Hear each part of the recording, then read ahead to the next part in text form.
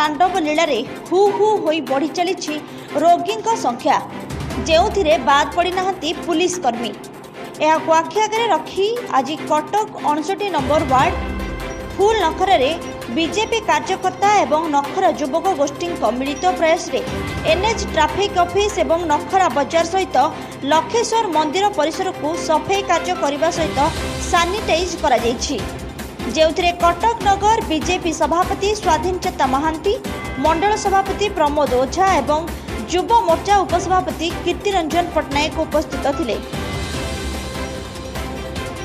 कटकरू चंदन कुमार नायकों रिपोर्ट, ओडिशा समाचार।